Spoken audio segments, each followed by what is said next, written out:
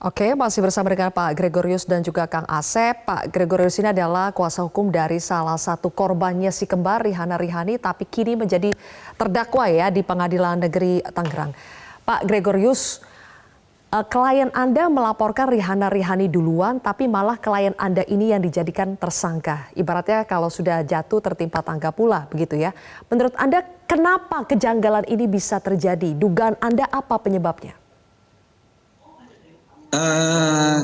Gini ya, laporan terhadap Rihana Rihani oleh klien kami itu kan dilakukan 10 Juni 2022. Laporan itu kemudian terus berkembang, tapi kemudian baru kemarin tertangkapnya Rihana Rihani.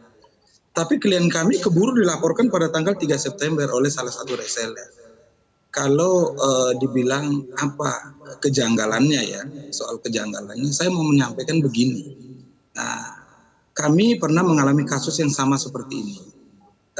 Kasus yang sudah pernah dilaporkan, lalu kemudian ada laporan terhadap kasus itu, sehingga kasus yang dilaporkan kemudian itu kemudian di-hold. Biasanya tuh yang kami pernah alami seperti itu. Tapi dalam kasus ini kemudian dia berlanjut. Berlanjut sementara kasus klien kami itu mandek. Kalau kami melihat kejanggalannya adalah Rihana Rihani itu memang kemudian menjadi lama sekali tidak tertangkap. Hampir 1 tahun loh Mbak. Dari 10 Juni 2022 sejak laporan sampai dengan baru tertangkap kemarin. Ya, artinya hampir 1 tahun lebih Rihana Rihani tetap menjadi DPO. Ya, semua orang pasti bertanya-tanya. Sementara kepolisian memiliki seluruh alat, seluruh kemampuan untuk bisa menangkap Rihana Rihani.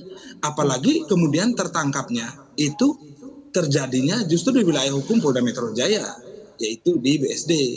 Jadi kami juga melihat bahwa ini ada ada yang janggal. Kami sih tidak bisa menilai lebih jauh ya. Tadi kan ada pertanyaan, apakah ini ada backing apa enggak? Saya kira kami tidak sampai di situ. Tapi kami melihatnya bahwa justru terlalu lama polisi untuk kemudian mengejar Rihana Rihani. Supaya apa? Kalau memang Rihana Rihani sudah kemudian tertangkap pada bulan Juni 2022, tidak perlu juga klien kami kemudian menjadi korban yang dilaporkan pada 3 September 2022 gitu loh. Oke. Jadi kami lamanya hanya polisi dalam menangkap Rihana Rihani, Anda lihat ada tidak kaitannya dengan dugaan bahwa ini ada perwira yang membackingi Rihana Rihani? Ada kaitannya nggak menurut Anda? Ya, saya tidak bisa menuduh ya. Saya tidak bisa menuduh karena saya yang pertama saya tidak memiliki bukti itu ya. Saya tidak memiliki bukti itu. Biarkan itu kemudian menjadi asumsi di masyarakat ya. Biarkan masyarakat yang menilai kenapa begitu lama Rihana Rihani kemudian tidak tertangkap. Bahkan belakangan ini kasus ini kemudian naik, sidang Pungki kemudian berjalan, baru Rihana Rihani itu tertangkap. Kami melihatnya ke arah situ sebenarnya. Oke, baik. Kang Asep, kalau Pungki sudah melaporkan Rihana Rihani sejak 10 Juni 2022, tapi Pungki duluan yang jadi tersangka karena laporan korban lainnya pada 3 September, apakah ini janggal atau sebetulnya lazim saja terjadi dalam proses hukum di kepolisian? Ya nggak lazim lah, janggal lah, aneh lah gitu kan. Ya, P-nya melaporkan setahun yang lalu dan P yang diproses. Nah, kemudian selama setahun baru ketangkap yang dilaporkan kan. Nah itu juga kan, kalau saya sebenarnya menggunakan istilahnya lucu lah, karena 35M jadi lucu gitu. Makanya Pak Gergus tuh ketawa-ketawa tuh, senyum-senyum dia. Ya, nah itu kan pertanyaannya. Kan sekarang gini gampang kok, jangankan aparat penegak hukum. Saya, ya, Pak Gregorius, saya ini gaptek nih, bisa menemukan orang di mana ya, dengan HP itu kan bisa, selama ini kan ketahuan dengan foto.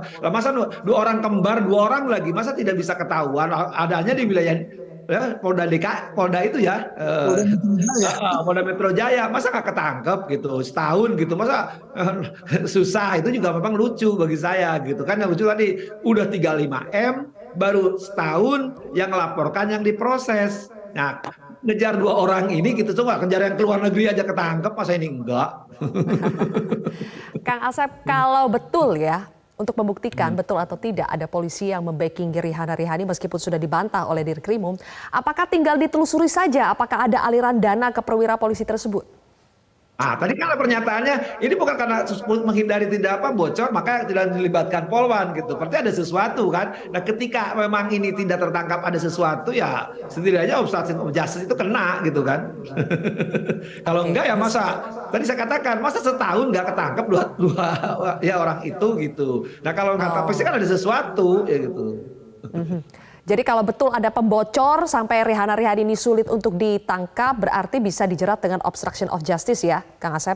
Ya, tidak-tidaknya itu. Kalau enggak ya kenainnya turut serta penipuan amat ya. Bantu orang yang penipu-penipu didiamkan aja. Susah amat kok. Itu gampang kok yang gituan. Cuma tadi yang menarik tadi setahun kok kemana aja gitu. Karena sana paling Oke, gampang nulis baik. orang. Baik. Terakhir nih, Pak Gregorius, kalau dari Kang Asep itu membenarkan ada yang janggal dalam kasus ini. Nah, upaya dari Anda selain mengikuti proses persidangan yang ada saat ini, adakah upaya lain yang akan ditempuh oleh Anda untuk membela klien Anda? Ya, yang pertama, ini kan proses hukum sedang berlangsung, besok kami akan bersidang ya. Kami pasti akan menempuh jalur hukum ini semaksimal mungkin klien kami itu harus dibebaskan dari segala tuduhan. Itu yang pertama. Yang kedua,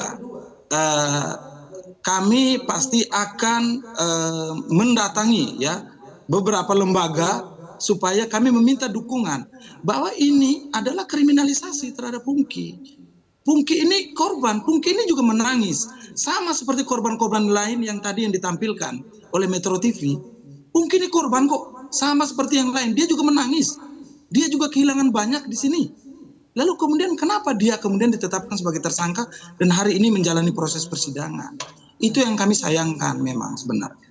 Baik. Kalau soal mens rea dan segala macam nanti kita buktikan saja di pengadilan. Tapi kami yakin sekali tidak ada niat sedikit pun Pungki untuk melakukan penipuan karena ini adalah bisnis. Bagaimana orang boleh dalam berbisnis mencari keuntungan. Itu hal yang wajar saja. Baik. Kuasa hukum korban Pungki, Pak Gregorius, Bruno Jako, dan juga pakar hukum pidana Kang Asep Iwan Iriawan, terima kasih sudah bergabung bersama kami di Prime Time News Metro TV.